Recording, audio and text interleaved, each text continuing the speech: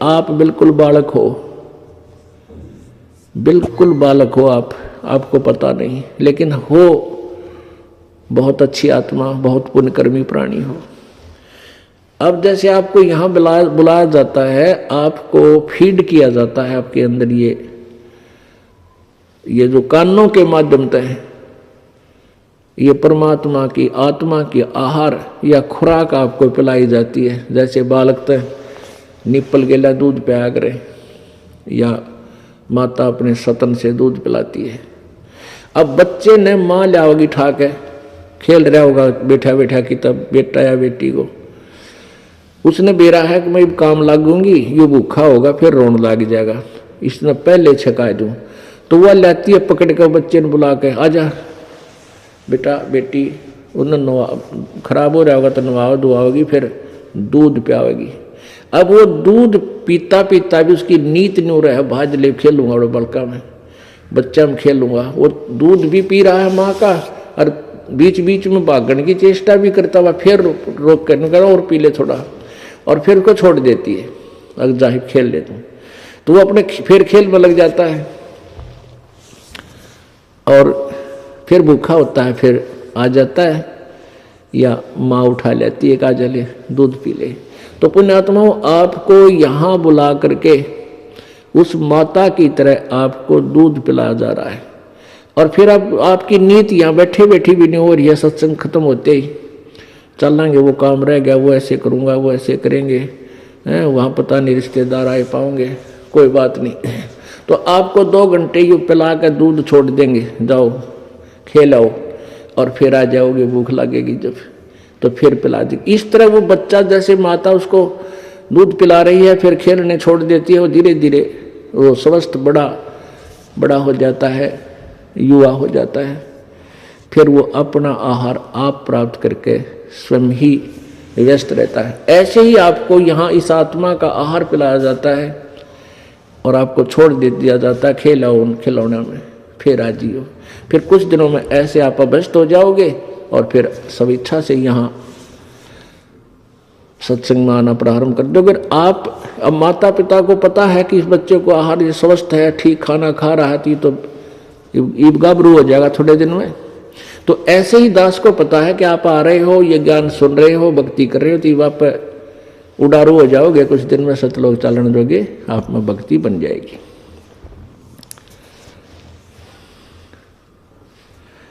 अब क्या कहते हैं, ये सौदा फिर ना ही संतो, यो सौदा फिर ना ही। अब क्या बताते हैं, लोहे जैसा ताव जाता काया देश राही, और दुगने तिगने किए चौगने किन्हु मूल गवाही। अब जैसे लोहार कारीगर क्या करता है, लोहे को गर्म करता है, जैसे ही हमने देखी आया करते गाड़े लोहार आया करते थे गाड़ियां में, और वो साथ रखा करते अपने सारी वह धोकनी दाकनी भी हरण पहन सा, और उसमें चमटे पलटे ये इस तरह के औजार बनाया करते थे। तो वो उसने लोहे को उसमें दे देते ऐरण में, और एक हाथ से चलाते हो, फूंक सी मार के वो आग तेज जल जाती, लोहा कति गर्म हो जाता, लाल हो जाता लोहा, तो उसको रख के ऐरण पे और गण गेला नो थोड़ा गेला, उसको कति चोट मारते जबरदस्त, और फिर उससे वो चमटा पलटा जो भी छालनी छाज बना देते थे। और जरा सा भी वो लोहा ठंडा हो जाता है तो कुछ नहीं होता, चाहे उस पर कितना ही थोड़े मार ले, वो टेढ़ा मेढ़ा हो जाता है, वह चीज नहीं बने जिसके लिए वो गर्म किया गया था। तो पुण्यात्माओं, जब तक आप मानव शरीर है, आपका लोहा गर्म है, ये लोहे जैसा ताव है आपके ऊपर, और जब मृत्यु हो जाएगी तो ये ताव समाप्त हो जाएगा। और ताव समाप्त हो पाछे फिर क्या बनेगा, कुछ नहीं बनना, फिर तो गधे कुत्ते बांगा टेढ़ा मुंह लगेगा आपके। अब ये मनुष्य जीवन रहते रहते इस पर राम नाम की चोट मार ली, तो आप वो वस्तु बना लोगे जिसके लिए ये लोहा गर्म किया गया था। आगे परमात्मा कहते हैं, दुगने तिगने किए चौगने किन्हु मूल गवाई, अब जैसे कोई 1-2 लाख रुपया लेकर किसी दूर देश शहर में चला गया और वो गया था वहां कुछ सौदा खरीद के उसको दुगना तिगना करूं, बेचूं, फिर खरीदूं, फिर बेचूं, तो उनमें से जो उस सौदे का सदुपयोग करा, उस पैसे का मूलधन का, जो 2 लाख रुपये लेके गया था, सौदा खरीदा, कुछ कड़क खरीदी या कुछ और वस्तु पदार्थ खरीदा, फिर बेच दिया, फिर खरीदा, फिर बेच दिया, या यहाँ ले आया, यहाँ से बेच कर फिर चला गया, तो उसने तो अपने मूल पैसे के दुगने तिगने कर लिए। और जिसने उस मूल पैसे में थे, उस मूल धन से गुटी लाई, कमरा ले लिया किराए पर, सिनेमा देखे, ठाठ करे, ताश खेले, बकवाद गड़ी, और उस मूल धन को ही खर्च कर मुंह लटका के वापस आ गया। अब वो 2 कर्जा हो गया उसके ऊपर, वो मजदूर बनेगा किसका? जिससे वो पैसे लेकर गया था। तो पुण्यात्मा, परमात्मा कहते हैं जो पुण्यात्मा है, भक्ति करते हैं परम संत की, देखो प्रत्येक ग्रंथ ने एक का संकेत किया है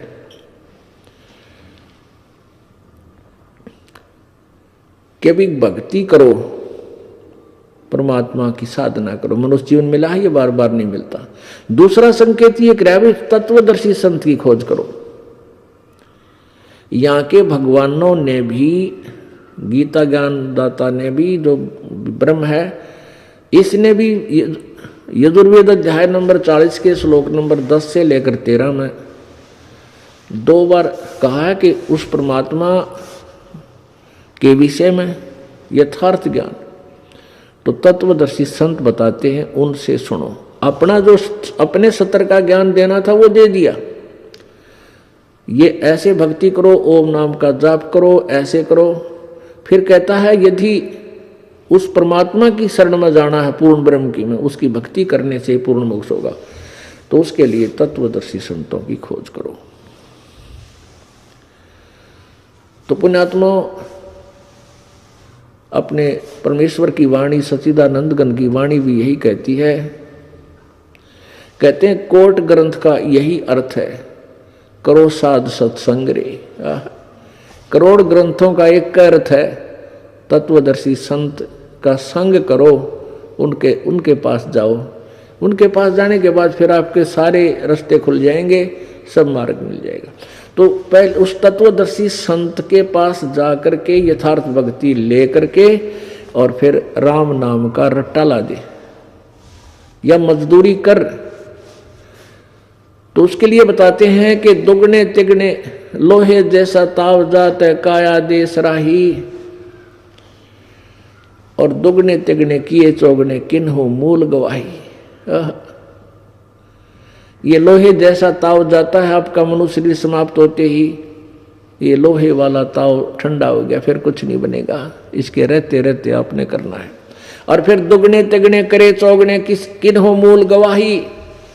जिन पुण्यात्माओं को ये भक्ति मार्ग मिल गया, फिर डट के धर्म दान भक्ति सेवा सिमरण कर रहे हैं, उन्होंने तो कर लिए दुगने तिगने और चौगने। और जो गणे बकवाद घुटी लावे, चाहे उनके पास कितना धन है, चाहे वो कितनी अच्छी पोस्ट प्राप्त है, वो अपना मूल धन खर्च रहे हैं।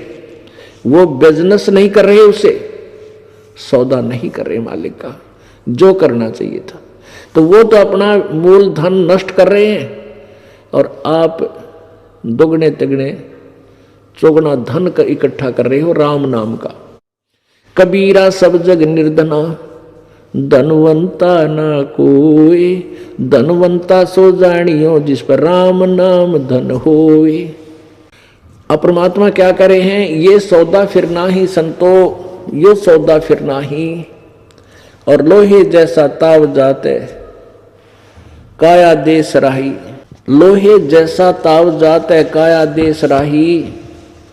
और दुगने तिगने करे चौगने किन्हों, कहते हैं 3 लोक और भवन चतुर्दश सब जग सौदे आही, और दुगने तिगने किए चौगने किन्हों मूल गवाई। जैसे कोई देवता बना है तो वो भी उसने भी सौदा किया है। तीनों लोकों में जो भी जैसा जहां जिसको व्यवस्था मिली है वो सब अपने अपने सौदा ही कर रहे हैं, और जिनको सत्मार्ग नहीं मिला वो अपना मूल नष्ट कर रहे हैं, मूल धन को बर्बाद कर रहे हैं। फिर क्या बताते हैं, ये दम टूटे पिंडा फूटे हो लेखा दरगाह माही, और उस दरगाह में मार पड़ेगी तेरी जम पकड़ेंगे बाही। ये पिंड फूटेगा, शरीर नष्ट हो जाएगा, ये दम टूटे, ये सांस खत्म होंगे, इस शरीर को फूंक डालेंगे, और फिर हो लेखा दरगाह माही, फिर उस दरगाह में मार पड़ेगी तेरी जम पकड़ेंगे बाही। वह दिन की मोह लज्जा डरनी लग गए, लज्जा रह के नहीं। अब परमात्मा कह रहे हैं कि इतना डरना चाहिए भाई, उस दिन क्या होगा, ये भगवान यहाँ से जावांगे संसार छोड़ के, वहाँ ना भाई साथ होगा, ना माँ साथ होगी, ना बेटा ना बेटी, ना कार ना कोठी, ना कोई मंत्री आपका दोस्त है वो भी साथ नहीं होगा। वहाँ तो एक लेने हिसाब देना पड़ेगा, कति आमने सामने भगवान के खड़ा होकर, न्यायाधीश के सामने आमने सामने खड़ा होकर, सरकार के सामने, उस सच्ची सरकार के सामने। तो वहां बताते हैं कि वह दिन की मोह डरनी लागे, लज्जा रह के नाई, भक्ति करते रहो, कोई बाधा ना पड़े। कहते हैं इतना डर के भक्ति करो भगवान, उस दिन कहीं कोई उक चूक रह जाए, वहां पिटाई हुआ है। फिर क्या बताते हैं, नर नारायण देही पातू फेर 84 जाही। नर नारायण यानी मनुष्य रूप, मनुष्य जीवन परमात्मा तुल्य तुझे दिया है, परमात्मा ने अपना ही स्वरूप तुझे दिया हुआ है। जैसे पवित्र बाइबल के उत्पत्ति ग्रंथ में लिखा है कि छठे दिन भगवान ने मनुष्यों की उत्पत्ति की। भगवान ने कहा कि हम मनुष्य को अपने स्वरूप में उत्पन्न करेंगे, तो मनुष्य भी अपने जैसा है। और अपने सदग्रंथ में लिखा है, कबीर परमेश्वर की वाणी में, गरीबदास जी की वाणी में लिखा है कि जो परमात्मा को देखा उन्होंने कि हमरे ही उनिहार है, हमारा सृजनहार, हमारा भगवान हमारे जैसी शकल का है, हमारी उनिहार है, हमरे ही उनिहार है, हमारा सृजनहार, हमारा भगवान मनुष्य जैसा ही है। तो यहाँ बताते हैं नर नारायण देह पाके तू फिर 84 जाई। इतना सुंदर शरीर दिया भगवान ने, और तू फिर नरक में जाने की तैयारी कर रहा है, सारे को बद करे, सत भक्ति नहीं कर रहा तो तेरे भाग फूट गए भाई। कितनी याद दिवाओं है परमात्मा। नर नारायण देही पाके तू फिर 84 जाही, और जा सतगुरु की मैं बलिहारी, जो जा मन मरण मिटाई।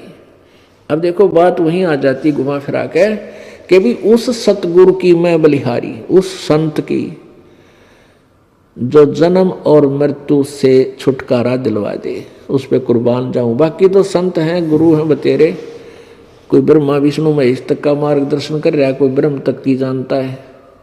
इनसे जन्म मृत्यु कभी नष्ट नहीं हो सकती, और जन्म मृत्यु नष्ट नहीं होगी तो हमारा पूर्ण मोक्ष परम शांति नहीं हो सकती। तो उसके लिए क्या बताते हैं कि जा सतगुरु की मैं बलिहारी, जो जामन मरण मिटाई, जो जन्म मृत्यु के इस रोग को समाप्त कर दे, उस सतगुरु पर मैं कुर्बान जाऊं। यानी उसके ऊपर आसक्त हो जाओ, उसकी प्रत्येक मर्यादा में रहते हुए उसके द्वारा बताए गए भक्ति मार्ग को सफल करो। जब तेरी मृत्यु हो जाएगी उसके बाद क्या होगा जो भक्ति नहीं करते। वैसे तो मृत्यु तो जो भक्ति करते उनकी भी होगी और ना करते उनकी भी होगी, तो समय निर्धारित सभी ने जाना, यानी कोई रहा ना रहे। तो इस बात को मद्देनजर रखकर हमने और घनी भक्ति करनी चाहिए कि शरीर तो जागा, 100% जाओगा, और जाओगा तो ये जो हम जिसके ऊपर हम आसक्त हुए बैठे हैं, बेटा बेटी कार कोठी, ये भी ना रहे अपनी, ये तो यहीं रह जाएंगी। आपने खूब बेरा है। परमात्मा कहते हैं इस बात ने सब जाना है कौन सी डूबन की है कौन सी तरण की, पर ख्यास नहीं करते। तो सत्संग में आकर या ख्यास कराई जाती है, आपके हृदय को इस तरह से साफ वास किया जाता है कि आप में यह जगह बनी रहे ख्यास करण की। ये सारा कुछ इतना को ताम जाम जोड़ के आपको ख्यास कराने के लिए, इसमें लगन लगाने के लिए, इसके ऊपर गौर कराने के लिए ये सारा कुछ आपको उदाहरण ज्ञान कथा सत्संग सुनाए जा रहे। अब क्या बताते हैं कि एक दिन तो यहां से हमने जाना पड़ेगा, और जाना पड़ेगा तो क्यों ना हम उस स्थान पर चलें जहां से जाने के बाद फिर आना नहीं पड़ेगा। क्या बताते हैं, आगे गए ना बावड़े